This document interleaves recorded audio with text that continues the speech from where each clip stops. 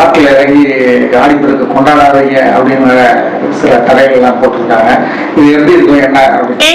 தடையை மீறாதீங்க, தடையில போட்டவங்களுக்கு அதுக்கான வழி போங்க, அதுதான் நல்லது புரியுதவங்களுக்கு. ரெண்டாவது வீட்டில் பண்ணலாம். கிராமத்தோட செயல் வந்து கிராமத்தில் வீட்டில் நாற்றுலாம் இது பண்ணி பூஜை பண்ணி நாற்று நடுவர் தான் வேலை.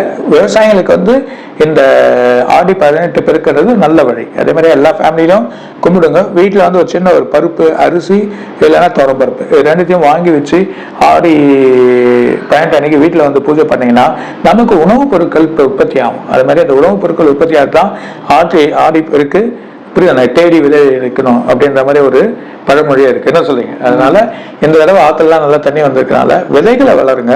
அதுக்கான வழிமுறைகளை வீட்டிலேயே பூஜை பண்ணுங்க. இதுல போய் ஆறுல பூஜை பண்ணுறது அவசியம் கிடையாது, தேவையில்லை. நீங்க வீட்டிலேயே பண்ணுங்க, நல்ல ஒரு பலன் வரும். அதே நேரத்துல நிறைய விவசாயிகள் மகிழ்ச்சியோட இருந்து செய்யுங்க. இந்த தடவை நமக்கு வழி கிடைக்கும், பிரச்சனை இல்லை.